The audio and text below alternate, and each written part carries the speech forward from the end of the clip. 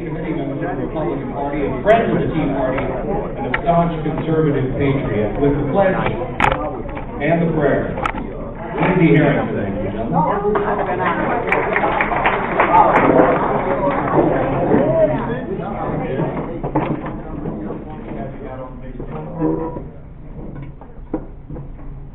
Heavenly Father, we gather today on these Charlotte Harbor shores to celebrate those freedoms bestowed upon this great nation by you, our Creator. We ask that our peaceful and respectful voices be heard both locally, heard in Tallahassee, and be heard and heeded in our nation's capital, and be heard in the great nations of the world, that a free America speaks this mind, and that we will hold dear and retain our greatness. Father, we won't give up, nor will we give in. We ask that the memory of those events that occurred in Boston in 1773 be remembered here today in respect of that great day, Father. Memorialize this day as another historic day that America awakened as a giant, demanding no more irresponsible and centralized national government. Father God, grant America the virtue of plain old common sense. Father, give us the strength and talent to bring aid to the poor and the misfortunate. Continue to protect and defend America from unfriendly actions, and guide our many guests here this evening back home safe. We ask that you shield and protect our troops overseas from harm, and bring comfort to their families and loved ones back in the United States. We ask this in your Son Jesus' name. Let us all say Amen. Amen. Join me to the pledge. Pledge allegiance to the flag of the United States of America, and to the republic for which it stands, one nation under God, indivisible, with liberty and justice for all. Thank you.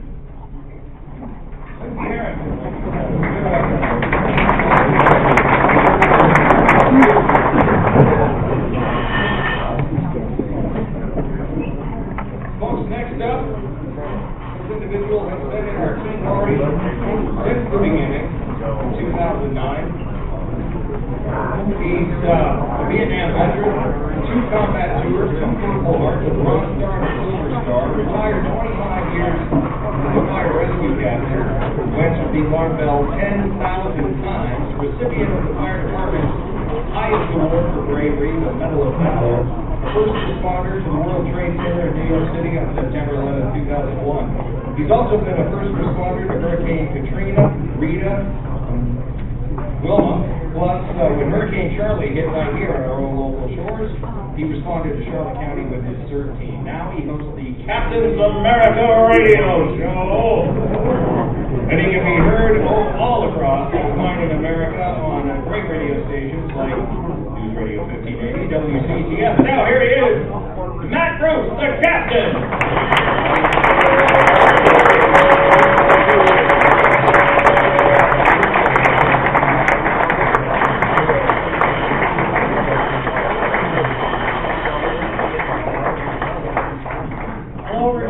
Thank you, Punta, Gorda. Now, we're here for a lot of reasons. And first of all, this is 2014, not 2009, and it's not 2016. So this year, we are not talking about Barack Obama. It has nothing to do with Barack Obama this time around. It has everything to do with the Congress of the United States and what happens in the direction of this company, or this country, over the next decade or longer. Now, we've got to get it right now. Of course, right now today, thanks to my crop, it's tax day. And I think we can all agree on one thing. TEA, we are taxed enough already. There was a bulletin that came across the wires this morning about the number of taxes that have been proposed by this administration since 2009. Hold on to your seats. 442 times since January 20th, 2009, the Obama administration, the Pelosi, when she was Speaker of the House, and the Democrats in general have requested to raise our taxes 442 times. I think that's wrong. Now, The one thing that we've got to get right this year, and why I said that this election has absolutely nothing to do with our current president, is because the laws in the United States are not made by our leader, they're made by Congress. And the House of Representatives has the responsibility of putting forth things like the budget. We've just seen what's going on with the budget. We've seen the Democrat side, we've seen the Republican side of the budget. But also, what we've just seen is an election in my backyard of Florida Congressional District 13. It's been the likes of an election we have never seen, those of us that live up in that area, Tampa, Clearwater, St. Pete, in our lifetimes. Now let me give you a little background on that. Alex Sink, and by the way, breaking news, Alex Sink is not, I repeat, not running in November against David Jones. And I have some other breaking news that I'll get into in a second here because it's got nothing to do with the Tea Party. It's got something to do with something else, which I promised I would do. But how many Americans do we have here? I want to see everybody's hands. Somebody back there. There you go. There you go. Well, my name is Matt Bruce, and I am an American, and I am proud to be an American. I served my country in the military, just like some of you, and thank you all the veterans that are here. I've served my country, pardon me, as a firefighter, and there's a brother firefighter from Philadelphia sitting over there. Right there at that table, we got into a conversation about the big cities and the grumblings up there, and boy, oh boy, I'll tell you, these cities that made these tushy pension deals to these firefighters, it ain't there. It ain't there. Detroit just found out they're getting IOUs for their pensions right now. There's no money to pay the retirees coming up. But we honor our veterans. We honor our EMS. We honor our firefighters. We honor our police. We honor our medical people for the job they do, keeping all of us free and safe. It's all about what we, the people, can do together, and they are the biggest part of we, the people. If you don't believe me, I remember a little thing called Hurricane Charlie when we came down here, and we couldn't even find the airport. That's where we set up. That's where my CERT team set up and put your 911 center back in operation. Well, we had this little election up in Florida Congressional District 13. It started out as a friendly little affair. We had 3 Republicans get together, and they ran for a primary to find out who was going to represent the Republican Party. And we knew all along that Alex Sink, the former chief financial officer, was going to represent the Democrats. So we knew that Alex Sink had a little problem to begin with. She didn't live in Pinellas County. So she came over from Donasassa, which is in the southeastern part of Hillsborough County, and bought didn't buy, but leased a condo till the end of the year on Clearwater Beach. Leased a condo till the end of the year. See, that's how sure she was going to get elected in that campaign. But David Jolly won the GOP nomination. David Jolly moved ahead. And I'm going to tell you that everything that the Democrats could throw up against the wall got thrown up against the wall, the likes of which you never saw in your life. We had over 100 television commercials a day on Tampa television, 100 commercials a day. You couldn't set the television dial and not have those stupid commercials coming out there. Half of them were not true, half of them were true, some of them weren't even close to being true. And then there was, Karl Rove. Now, I will say this about Karl Rove. He gave the David Jolly campaign $1 million worth of free ads. David Jolly raised $600,000. Alex Sink already had $1.7 million in the bank. Along came Karl Rove and put up $1 million of his money to bring out the campaigns to attack Alex Sink. That helped. But here came the Democrats. 1 million, 3 million, 5 million, not done. 7 million, 9 million. Do I hear 9.5 million? And the last numbers that we had up there that we know are factual, we know are correct, and we know we can prove. The Democrats spent $12 million for a $174,000 congressional seat. Why? Because that was the campaign across the United States. We were in the spotlight. I walked around with reporters from ABC, from CBS, from CNN, from Fox, from Jichigumi, Al Jazeera America. Al Jazeera, I walked around with those guys, and they're going, could you tell me what it is? I'm not making this up, that's what they sound like. Some of them are Americans, but there was a whole bunch of them that weren't. And boy, and now call me a racist for that. But, and I'm just telling you the way they sounded. But these people were just creating their own stories. And they were talking about the issues. They were talking about, women's rights, birth control,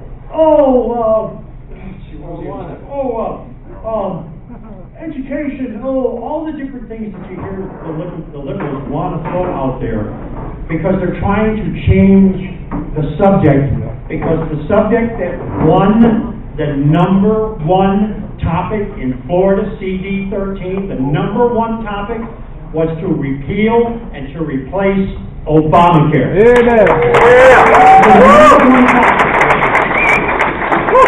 Now, the number two topic, because we are a very large military district. We have CENTCOM, we have SOCOM, we have Big Deal Air Force Base right there across the pond from us in Pinellas County. We look and watch the planes taking off. Matter of fact, I'm on the final flight plan. They come over my house and go into McDill from where I'm at in the northeast corner of St. Pete. But the number two issue was veterans issues.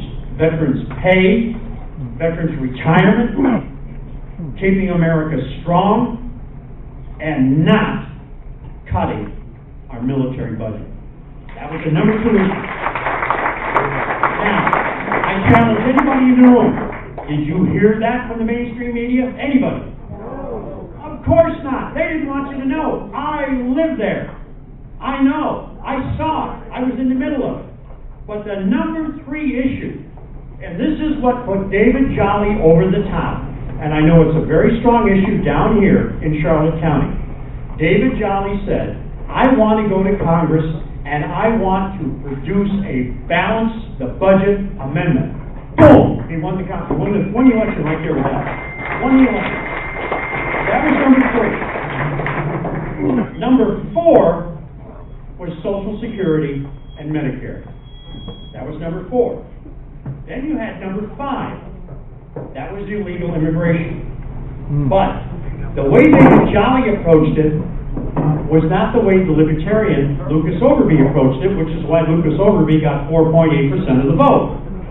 David Jolly said, we have enough laws on the books. Enforce the laws that are on the books. We don't need any more laws. Alex Saint wanted the Dream Act. Charlie Crist, Charlie Crist wants the Dream Act. Now, by the way, we were having a conversation about Charlie Crist, a couple of people and myself back there, about how nice he looks these days, as a Democrat and all that stuff. But you gotta remember, the way that we got into a lot of the trouble that we're in right now, and the financial situation we found ourselves in right now back in 2010, was because of Charlie Crist. That's a fact. Don't believe me? Look it up. That's right. Look up the deficit. Look up the direction that this state was going in, and then take a look and see what Rick Scott did. By the way, 540,000 jobs officially as of today, and that number continues to grow. Now again, Amen. there was nothing about women's rights talked about. I mean, it was in passing. The debates they had, I don't know if you even saw, did you see any of the debates down here? Did you see any of that up there? Trust me, you didn't want to. They were, the reporters, and this Dr. Susan McManus from the University of South Florida. She is and they never mention this. When you're the moderator of a debate, shouldn't you have to tell everybody what political party you belong to, if you belong to one? Okay, if you advise a political party or a political candidate, shouldn't you have to be able to tell the people that you did that to? Okay.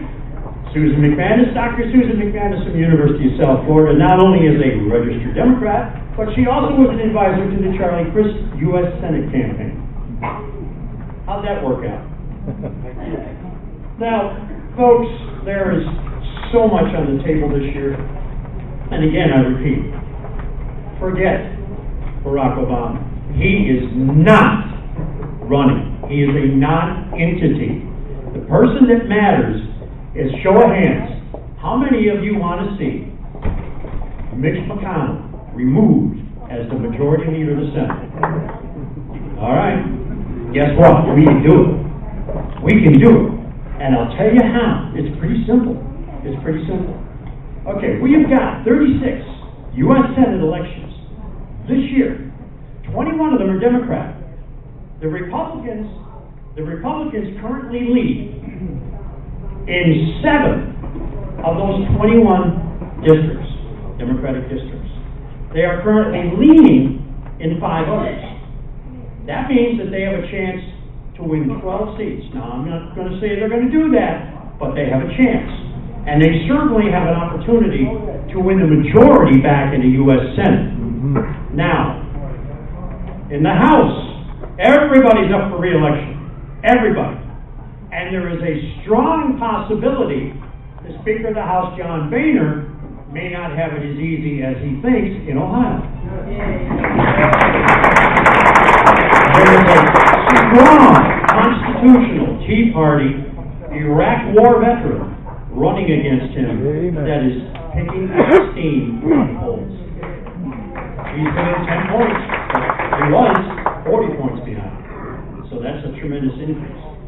And the other thing that we need to be concerned about is that for everyone that knows somebody, how many of you, just show of hands just so I know, how many of you know somebody that said, well, I didn't vote, my vote didn't count, I'm not going to vote again? How many? Oh, yeah. Okay, I see about maybe 15, 20 hands. Do you know that might have decided an election in some of these races we had around the country?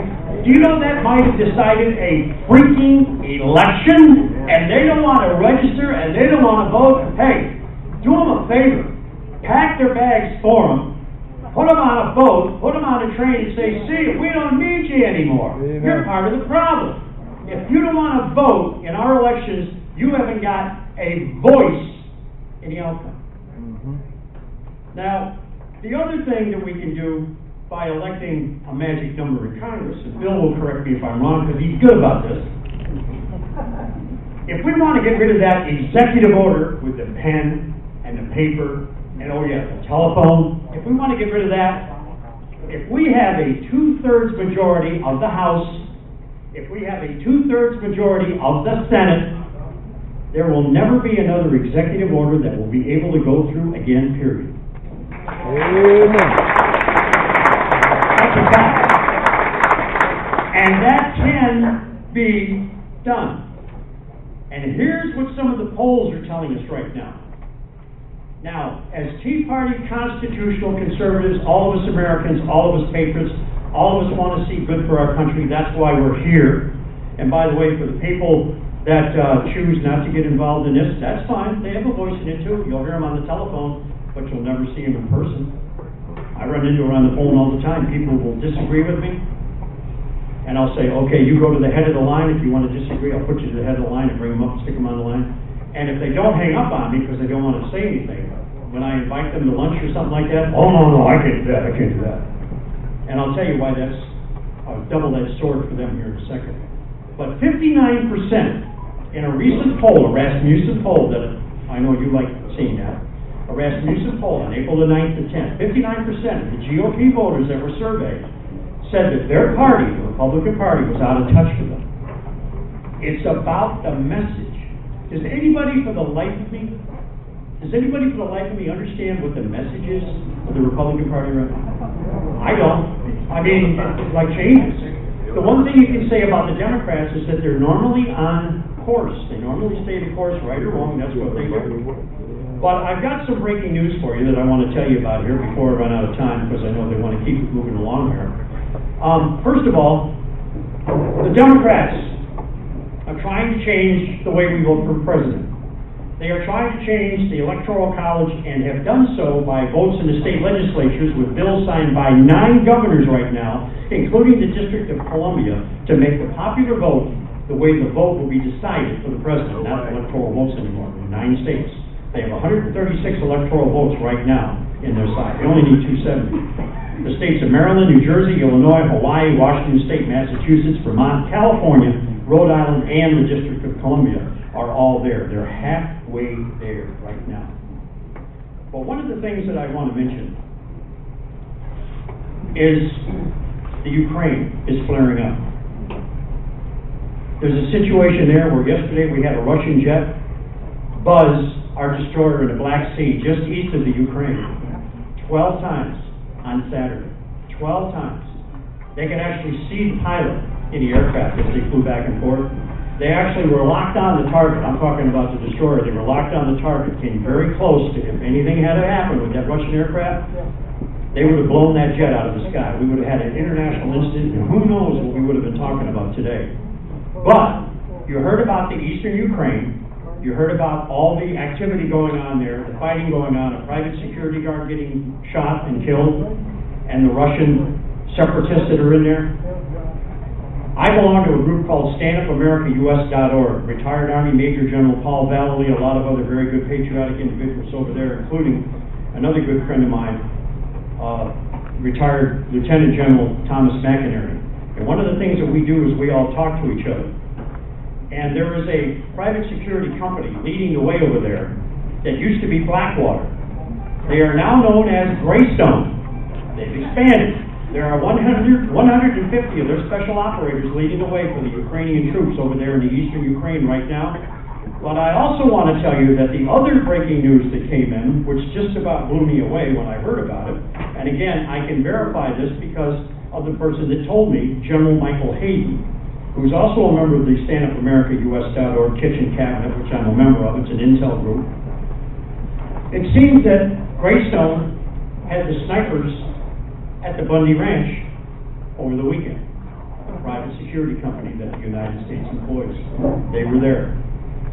Now, you now know the rest of the story, but in closing, if you want to hear me, and by the way, since I saw you last, I'm now the Southeast Regional Director for 11 states, from Delaware straight south over to Alabama.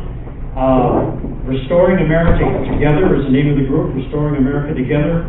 It is a political group. It's not a political action committee, but it is a political group. And what we're doing is we're getting together and helping all the tea parties get their rallies together, get guests for their rallies, do whatever needs to be done, just like Americans for Prosperity. But again, we're not a PAC. We're a group of individual citizens that are doing that. And finally, if you want to hear me, my show is headed for the Salem Radio Network weekends. I'm not sure of the time yet, but you'll be able to hear me on their network of stations.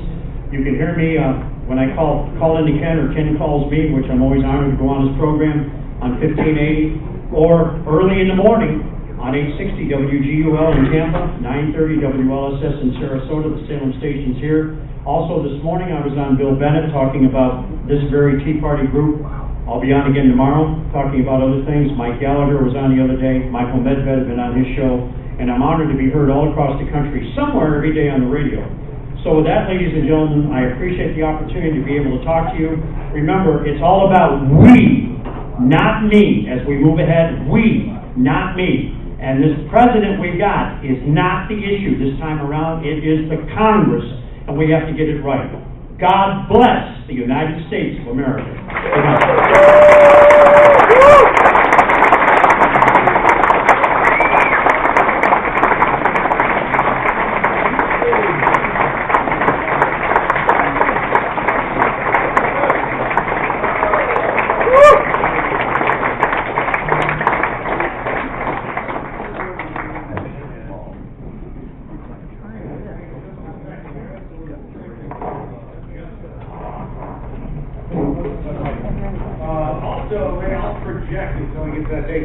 We've got some candidates here, and after 17 years here in Charlotte County, I'm sure you'll agree with me if you've been here for a while, it's good to see people getting involved in our local politics and our local elected positions that we have available, and we've got some petitions that we would encourage all of you to sign for some of the candidates we have here. Paula Schaff, Stephen R. Deutsch, Ron Gillis, Dave Ivanovic. Sign the petitions, get them, and let's get more people involved, right? It's all about you guys getting involved that we're going to be able to make a difference. Because, same old, doesn't seem to be working out too well for us. Okay. Also, I would like to say that Billy Vaughn, the Vaughns, came here tonight on their own dime, of their own accord, and we appreciate that very much. And if you could, slip them a donation, or better yet, buy a book. Hardcovers for $20. They've got soft covers, paperbacks for $15. It's 3 for $70, 4 for $200. If you'd like to do that, it would help them out greatly. No, 3 for $4. Oh, I see what you did. And help them out. Make sure they get home, and they deserve the donations for coming out here and being with us tonight. Next up, ladies and gentlemen, we have an experienced leader, a servant of his community, his church, a devout family man. He was a Republican candidate for U.S. Congress in 2012, and we would expect to see him as a challenger in 2016 as well. His name is Byron Donalds, and he's going to talk to you about conservative values. Byron Donalds, ladies and gentlemen.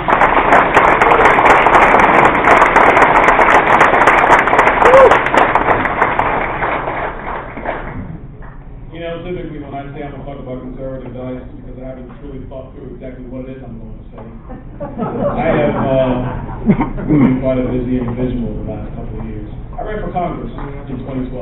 I ran in the race for the Republican nomination. I lost who used to be former Representative Trey Radel down in Congressional District 19. It's funny, Matt was mentioning the race he thought you'd never see going on in CD13. I am witnessing the race you thought you'd never see in CD19, the Republican primary. Yeah. Ladies and gentlemen, let me just get right to the point. This is an internal war going on in the Republican Party right now. This is a war for power. This is a war for leadership. Oh, let me back that up. This is a war to be in leadership, but half of this war doesn't desire to actually lead. That's part of the better way to say it. What we have is we have an entrenched Republican establishment that doesn't desire to do anything. They don't desire to repeal Obamacare. They vote to repeal Obamacare. Let's be perfectly honest. They don't have the ability, they don't have the stones, they don't have the desire to actually stand up to this president and fight come hell or high water. They don't have a real desire to put forth real immigration policy. And if the president doesn't want to go along to tell him, Mr. President, we have power to. We have an entrenched Republican Party that says that they're 1/2 of 1/3 of the federal government, yet they control the purse strings. That's what's going on down in CD19, in case anybody's understanding. It's a battle for the soul of the Republican Party. It's a battle that's going on throughout the state of Florida and RPOF. It's a battle that's going on across the country in states like Kentucky for the majority leader, Mr. McConnell, or the minority leader. He wants to be the majority leader, we'll see. Ladies and gentlemen, I'll be honest with you. If the Republican establishment wins these elections, these primary elections that are going on right now, you will not have the repeal of Obamacare. You will not have balanced budgets. You will not have the immigration policy. You will have promises. You will have disaffected Republicans. You will have conservatives who will leave the Republican Party because the Republican Party has already left us. Hi. Now that we've got everybody excited about what's going on in 2014 states, let's be perfectly honest about a couple of things. There's no message in the current Republican Party. There's no vision in the current Republican Party. When I ran for Congress, one of the reasons I decided to run as a guy that nobody ever heard of, from in Southwest Florida, up until 2 years ago, I was just a regular person, like most of you. I was regular. I went to work, I went home. I have 3 sons. I've been married for now going on 12 years. I was a youth leader. I work in the financial industry. I'm just a regular guy.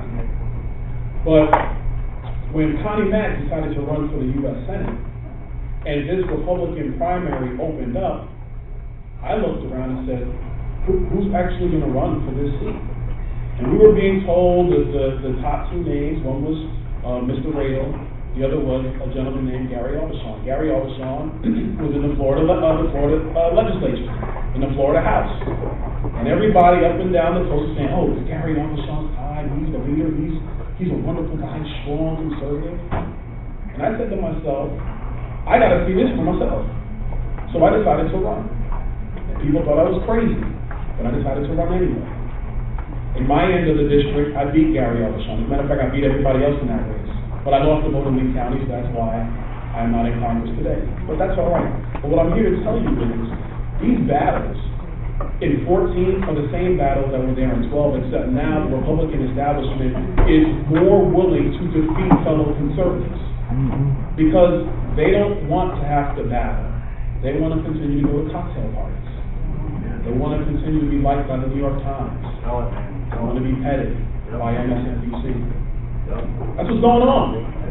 So when I say there's no message, when I say there's no vision, I'm serious. When I ran, I had a vision for 100 years for this country, based upon various reforms that were needed: budgetary reforms, healthcare, education, Medicare, Medicaid, Social Security, the things that are important to the fiscal future of our nation, the things that is important for your grandkids, the things that are important for my son. I had a vision for 100 years. Do you know what my opponents told me in that campaign? They said, I'm for freedom and I'm for balanced budgets.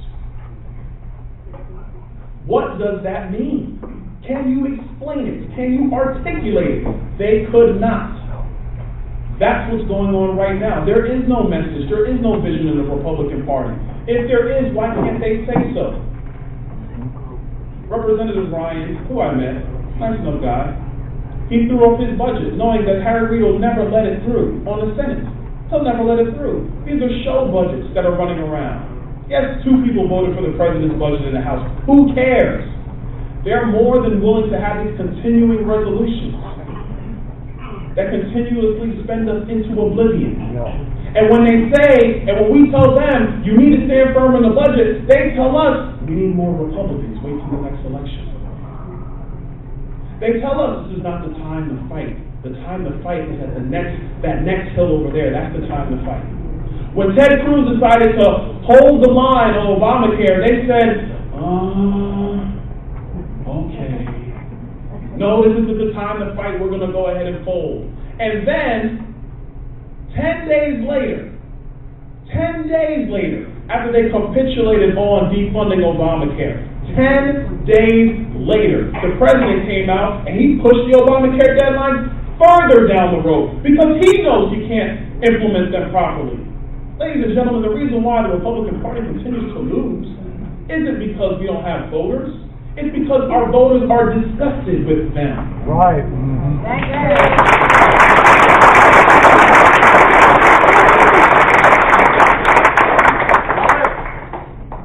But wait, there's more. The demographics are against us. I am a man of data and facts. I'm here to tell you, the demographics are against us. That's true. This coalition of the ascendancy that the Democrats love talking about, with the LBGT, young black people, Hispanic people, and women. This is their coalition of the ascendancy that they love to talk about. There is no such thing. You know what there is? There is a social campaign being waged against the conservative now. You know, we're always told that we got to stop talking about abortion, we got to stop talking about traditional values, but the truth of the matter is that the left, the Democrats, they run their campaigns on social issues. They run their campaigns on liberal values. Can somebody tell me what happened in Virginia last year? I could have sworn Ken Cuccinelli didn't even talk about abortion that much. It was Terry McAuliffe who constantly talked about abortion. It was Terry McAuliffe who was constantly talking about women's rights. Ken Cuccinelli wanted to make sure that Virginia had a balanced budget and that it didn't extend its budget by expanding Obamacare in its state through Medicaid. That's what Terry McAuliffe talked about. What happened to the Republican establishment in all this? Let me think. They were right across the river, but they were nowhere to be seen. Obamacare almost cost Terry McAuliffe the governorship of Virginia. and had the aforementioned toll road, and many others like him, if they had actually decided to spend money in that race, Ken Cuccinelli would be the governor of Virginia. Let me tell you why that's important. In Virginia, if my memory serves me right, the governor appoints the Secretary of State. Geez, what's coming up in a couple of years? Oh, the presidential election in 2016. Don't you think it's important to actually have the Secretary of State on your side of the aisle? Don't you think it's important to actually move heaven and earth to fight for a governor, for a gubernatorial candidate who was just the Attorney General? Don't you think it's important to fight against a guy in Terry McCullough who is the hack of the highest order, who is nothing more than a campaign bundler for the Democrat Party? And they couldn't lift a finger to help one of the bright rising stars in the conservative wing of our party? And they want to have the majority in the Senate. What will they do with it? That's my question. What will they do with it? Ladies and gentlemen, the demographics are against us. And if you don't have men and women who are prepared to lead at every opportunity, don't have the courage of their convictions, they're not ready. And if they're not ready here to stand up when the New York Times and the Washington Post and CNN and MSNBC and the like tell them that they are wrong even though they are right, what's going to happen if they actually have power? Probably what happened the last time the Republicans had power. Nothing. Actually, the opposite of nothing. Government grew. The Department of Education grew. We are talking about Common Core right now, but does anybody still remember No Child Left Behind?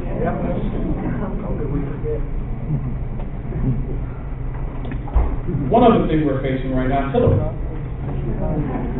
Hillary's waiting in the wings. You see, as I said, I was talking about conservative values. I really hadn't thought through what I was going to say. I got it now.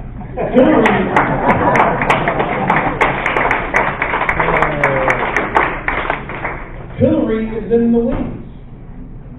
She has had, let me look at the camera. She has had one of the most inept tenures as Secretary of State this country has ever seen.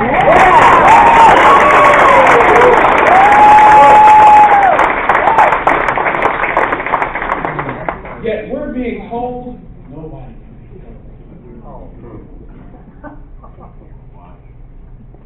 You know why that is?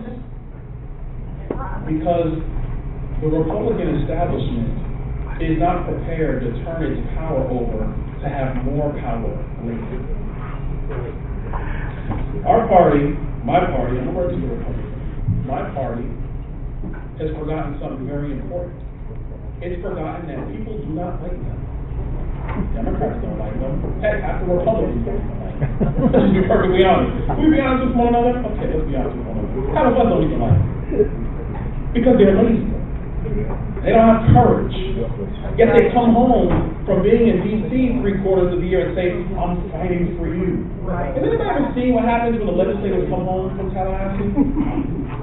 They do two things. The first thing they do is they say, I just love my job. That's code for me that they fall in love with being a political person, and they're